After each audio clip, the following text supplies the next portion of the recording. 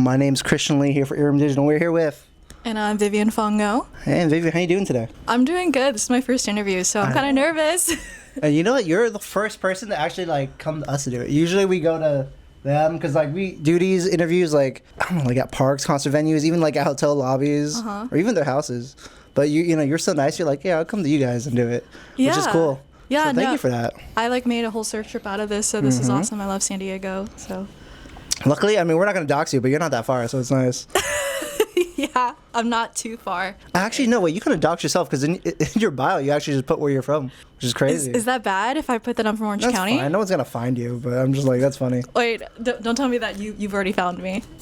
You already put, No way. You know what? I didn't, really appreciate, growing up in Garden Grove, because every week my mom would buy, 5 fresh baguettes for the whole family. Yeah. And I was just like, Mom, I'm so sick of this. We go to eat pho, every single day. I want something else. And then when I went off to college, I was like, why is there no fresh baguette stores? Why can't I buy banh mi anymore? I know, for real, huh? Why is it $20 for banh mi in New York? What am I doing?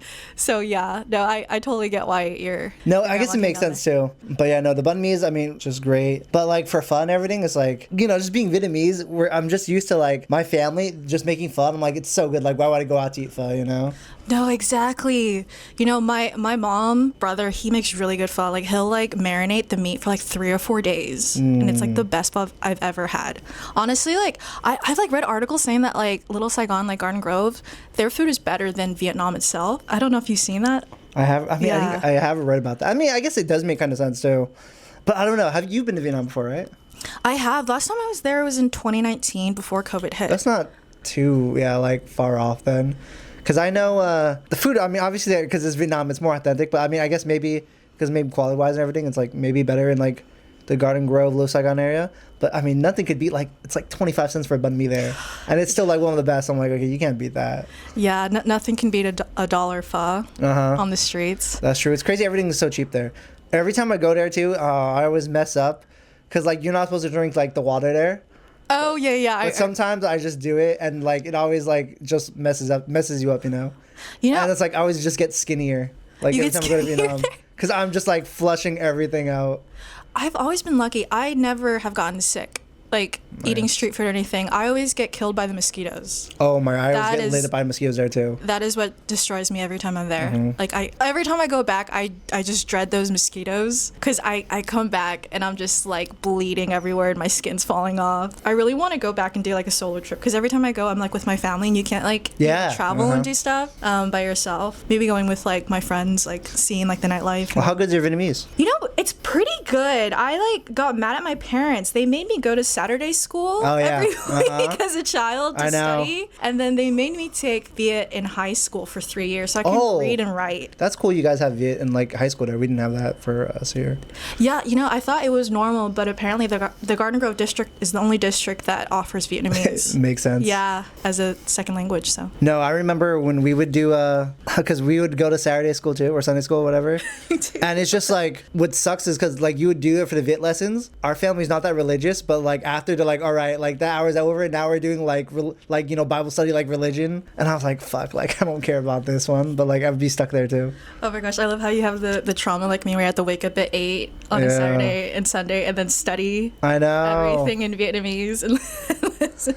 And some of my friends, they get lucky because they would just get picked up right after the Viet lessons, but me, I would have to stay and I have to do the religion ones too. I'm like, damn. I had to do those too. Yeah. And it was just really hard doing the memorizing prayers. I know. In Viet. That was so hard. Okay, anyways, so you're a musician. Yeah, I'm a musician.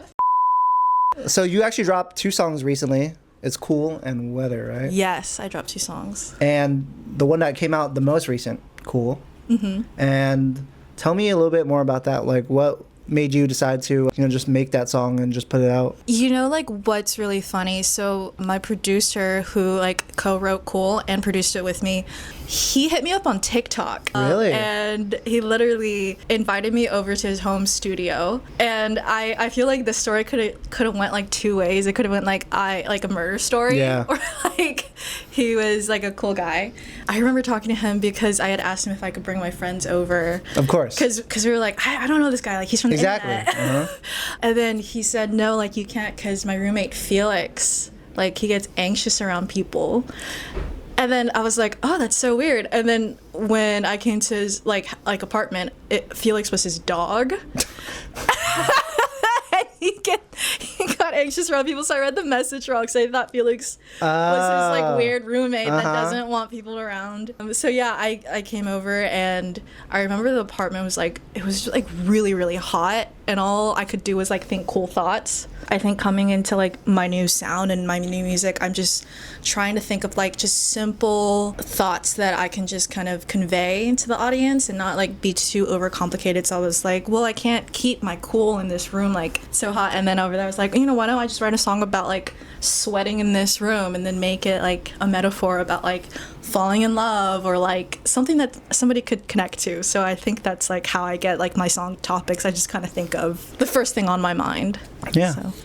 And you also made Weather earlier, but you've been dropping music, at least from as far as I can see, since like 2019. Yeah. And obviously we're around the same age, so I know like you had to go through like college and everything. Obviously you're working too, so it's hard to like separate like from being like an artist and also just like because you're not doing this full time. You have a job too, and it's hard to balance that. You haven't you've only dropped one EP so far, and that was the first one, right? Yeah, I dropped one EP in 2019. Yeah. Like I think during college, and I was really doing it like on the side as like more of a hobby thing, like to kind of fuel my soul. Yeah. Because I like really wanted to study music in college, and my parents were like absolutely no. Of course. Which was like so counterintuitive because my whole life they made me study classical piano, jazz, like theory, all of that made me practice for like 4 or 5 hours a day. So I was like, well, this is the obvious thing. Like I could like go to school and be a music teacher, and they're like, no, you need to pick like STEM, be a doctor, lawyer, the careers that they want. So I was like, okay, like I'll just study whatever, that'll get me a career. So originally I chose like I wanted to be an English teacher. So I was like, okay, I'll do that.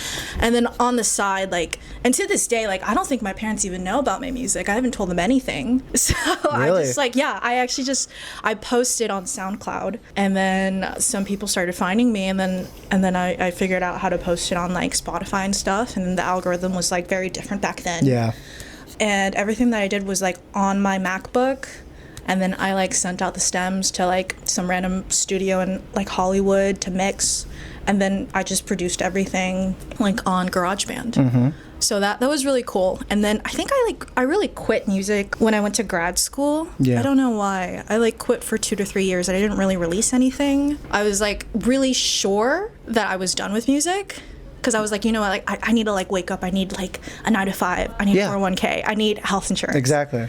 And then like just doing that, I was like, this can't be my whole life. Like I have like at least 5 hours of free time after I get home from work. So I was like, why don't I do something for myself? Like I graduated, and after I graduated, I was like, let's just try it. Let's make the music that you've always wanted to make. Let's go home, do the drive to LA, like see what you can do, and then release stuff. And now I'm just releasing for fun, and it's like it's been fueling my soul, honestly, writing all this like very nostalgic 2000s stuff. And I think it's very different from like what I used to write, because I think my old stuff was like my diary, and it was like a lot of pain, and it was just very sad because I was just always like upset and angsty. I was just in that like I'm just gonna release like slow angsty songs. Because recently you were at the Grand Museum, you saw Tate McRae, and they played your song.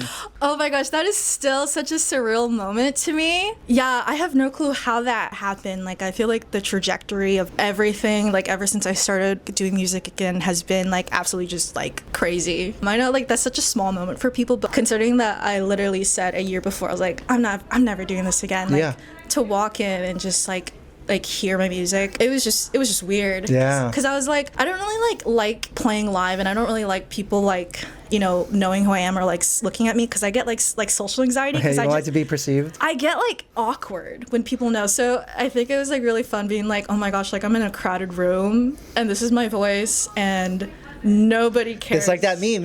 Yeah, like dang, like no one here knows like this is my song playing. Yeah, it was so cool to have that moment and stuff. Like I think it was one of those things where it's like, okay, like I think I can do this if I keep on writing. Yeah, it made you feel like you're on the right path, right? Yeah, I do. And you say you've been doing music since you were a kid. You said doing like classical piano, like jazz and everything. But like, were there any artists, or was it like anyone that like when you listened to their music that like kind of wanted to make you make music yourself and like launch you onto this path? Yeah, I feel like I have so many idols. Like the mix of artists that I listen to like don't make sense at all. I feel like I really loved Norah Jones as a kid growing up. Makes sense. Yeah. Frank Sinatra, Diana Krall. And it's weird because my grandpa was into jazz. I have no clue. He like fought in the army and stuff, and I guess his like mates got him into American jazz. Yeah. So that he had all those records, and then so I just became like, you know, so infatuated by jazz. But I'm like a pure Disney Channel kid. Growing up, the only form of media that I would ever consume was like from the TV, like a TV show or the radio. Mm-hmm. You know, I didn't have like a plethora of like CDs or records that like my parents had. It was just like, you know, anything that Disney Channel really played. So I loved Hilary Duff. Hilary Duff is my idol, and Michelle Branch. And so, okay. Yeah. Oh, you know Michelle Branch? Yeah. I feel like I talk to so many people, and they're like, "Who's Michelle Branch?" Well, she has that one song. She has 2 songs. I think I only know the one. Which song do you know? I think she was the first type of Asian representation I've ever seen on MTV. I didn't know she was Asian. Wow. Yeah, really? she's Asian. She's Asian, really? Yeah. Oh, it's everywhere. Yeah, everywhere. Mm-hmm. Yeah, I remember seeing her, and I'm like, wow, like there's this, you know, half Asian girl on TV, like that's so cool. And that's like, you know, when media was very like whitewashed. Yeah. And I was like, oh, like so like this is possible, you know. Wow, that's cool. The more you know. Yeah, I really saw like myself in her, because I was like, wow, like there's representation, and representation is so important now. And It is. I love like turning on like, you know, YouTube now and like seeing like Cat's Eye and like all those K-pop girls, all those groups, and they're like dominating. Like it's amazing. Like there's not even question about representation now. It's just like artists. Mm-hmm. Like they don't ever say like, oh no, now like the Asian representation, like this division. They're just like, no, these are artists that are just killing it. It's just really cool to see, because like, you know, like when we were kids, you didn't really see that too much. Like there was like only Michelle Branch. I know, because I was like big into hip hop when I was a kid. There was one guy on BET, like he was a rapper named Jin. Yeah, he was the only one, and I was like, wow, like this is crazy. Or like early YouTube, you know, there's like Timothy well, I don't think he goes by Timothy De La Ghetto anymore, but like him, like him. Dumbfounded, and like everyone. Dumbfounded. So that's cool. And like even like the singers too, like AJ Raphael, like Kathy Nguyen, if you remember her. I know AJ Raphael. Yeah. I don't know Kathy Nguyen. I don't. Yeah, it was just like all these like Asian like YouTube Asian singers. Yeah, I think seeing like the development of like music and the scene like changing, like it's like odd to just see it, because it's like so much has happened in so little time. So yeah, I think it's crazy. Like looking back, I'm like, I remember like London Tipton, Michelle Branch, and that was about it. And now like there's so many like poppin' artists. Mm-hmm. And you know, we've been chatting you know, even before this interview, just trying to set it up, you know, trying to figure out a date and everything. But like, you know, talking to you, I mean, it's cool, like being both Vietnamese, us being around the same age. You know, we've shared some of the same experiences. I was wondering, you think we could be like friends too? Yes, of course. Yeah, that's cool. And have to drive up to Orange County. Yeah, that would be fun. Because I mean, you drove down here for us. We'll go up there soon for you too. We'll return a favor. We can hang out or something. And I mean, I love going up to like OC anyways. But anyways, we do have a gift for you. No way. Yeah. That's a thing I love to do for all my friends. That's so cool. I'm so excited. And I hope you like this one. I feel like, hear you talking, I think you might really like this gift. I don't know if you have collect records or anything at all. But I got you Hannah Montana Forever. No way. Let me rip off the sticker. This is amazing. This is with the Spanish version of one of her songs. Yep. Okay, stop. I don't know if you knew this, but I didn't post. I wish I could find pictures, but Hannah Montana actually did a pilot at my mom's work in 2005. Really? Yeah. For the show? Yeah. Wow. In Orange County, and my mom's boss was like, "Hey, like, does anybody have a daughter under the age of 11? Like, can you bring them to this concert?" And they're like, "No." Like, and they're like, "No, like, please, like we need we need like an audience. Like, Disney is like giving us this cool event." And then so my mom like dragged me, and she was like, "Invite your friends," and I was like, "No, Mom, I don't want to go." Like, Hannah Montana sounds so dumb. Yeah. And then I remember seeing Miley when she came out with the wig, and there was like nobody in front, and my mom's like, I'm like, you know, like, let's go up, like, I'm managing this. Exactly. Like, this poor girl is like performing to nobody. I know. And they were actually filming the pilot, and those were all the concert scenes and stuff. And I still to this day, like, I've been trying to find myself in it, but you can see like that it was shot like in Orange County Theater. Yeah. So thank you so much. You're welcome. Wow, that's such a cool story.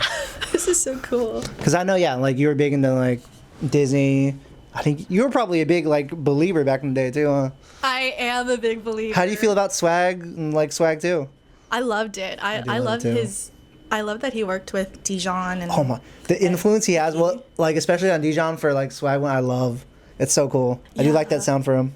Yeah, honestly, like I love it when an artist with a budget does something new. You know, like he's not trying to be like anything else but just himself. And so I'm like really excited for like, you know, the impact of music and what people are gonna start making, because he's like, you know, introduced like these indie sounds in mainstream media. So. Yeah. We talked a little bit about just like our roots and everything, like, and you know, you talked about your mom, about family. Tell me about like some of the music you did with your cousin. No. Are you talking about my rapper cousin? Yeah, Phong. Did you know him before this? It's so, well, what were the songs like? Oh my gosh. I need to connect you guys. So, a little backstory about my cousin Phong. Like, growing up, he played tennis, and he was very quiet. And then one day, he, like, when he visited me in California, because he's on the East Coast, he was like, I want to be a rapper. I was like, are you sure? Like, you don't talk. Uh-huh. And then he just started, like, spitting bars. And I was like, oh, yeah, you should be a rapper. Uh-huh. Like, that's crazy. Like, one, like, that's an odd genre for you. Like, I've never, I don't know who influenced you to, like, pick rap. Because I thought, I was like, maybe, like, you can sing pop or something. Because, yeah. But that was really cool. Yeah, he's inspired me a lot. Like, his work ethic is crazy. Like, he's the one who taught me how to, like, mix and master my own stuff. Wow. And, put my songs on Spotify and, like, really advocate for myself as an independent artist. Like, he, like, grinds and emails a lot of people. So, yeah, we, like, connected when I went to school on the East Coast, when I went to Columbia. And he was like, yeah, like, I need a singer. And I was like, yeah, like, I'll sing on this track. And it's, like, really cool to write songs and genres that I don't listen to or, like, I would never write myself. Like, I'm very interested in, like, you know, just every genre. So that was really fun. You're here because, you know, you surfed a little bit, obviously, because you wanted to do that. But then I heard back in the day, too, you know, you were like a little bit of a baller, too, huh? Wait. Man, I need to clean up my digital footprint. Did you go through my Instagram? How did you find that? Hey, who could say? Yes, I was a basketball player and a high jumper for track and field. Track and field, yeah. I was on varsity for 3 years, and I think like that happened because I was 13 and 5'8". So that like really gave me a huge advantage. That's true, yeah. But yeah, no, I like really did it because I was like, I know the only way that I'm gonna pay for college is like if I have very high grades or if I get an athletic scholarship. Yeah. So I did get an athletic scholarship when I was in high school to do track and field, and then I just never pursued it because it just seemed very stressful. Yeah. To be a student athlete. I don't know if you've seen like those memes, hashtag student athlete. I couldn't do that. Yeah. And the last thing I want to ask you, because, you know, we have been yapping for a little bit. The last one, because you said when you were younger, you know, you would do classical, you would do jazz and everything. And so how much did this person do was an influence on you to just continue to make music? It was, Mrs. Walton. Oh, you found my childhood piano teacher. Yeah. Wow, wait. Where are you finding this information? That's so specific. Well, I would say I love Mrs. Walton. Like, she has been my idol. Like, rest in peace. Like, she just passed away like a couple of years ago. But like, me and her were enemies for like maybe a year or two, because I just like hated piano. Yeah. I hated music. I would not sit down.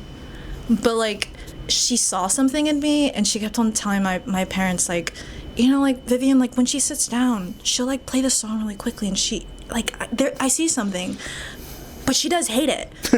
But she was like, you know what? I'm not gonna drop her. Like, keep on bringing her here. At least like she gets to play with me like 30 minutes a week, like, and yeah, and I think like her pushing me at such a young age to just like, you know, study classical music and like be passionate about it, and then just her like willingness to not give up on me, I think that really like created a sense of like resilience in me.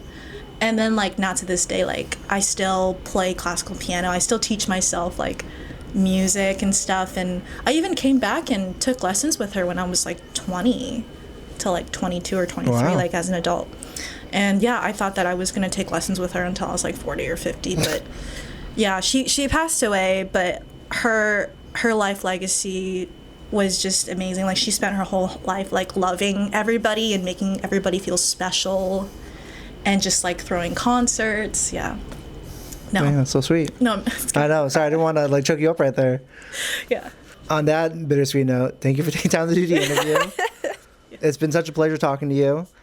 And before we turn off the camera, though, because this interview is all about you, is there anything else you'd like to say? You know, any music coming up or anything you want to plug? I mean, obviously you got that like new song you already have, the latest song, Cool. But what else do you want to talk about? Rest of the time is all you. You can find me on Instagram and TikTok at Vivian Phong. I'd say stay tuned for new music. I think it's gonna be surprising. I'm like connecting with Lauren Christie, who like wrote awesome like Y2K bangers back in the day. Like wrote like Complicated by Avril Lavigne and So Yesterday by Hilary Duff. So Hilary Duff. Okay. My girl.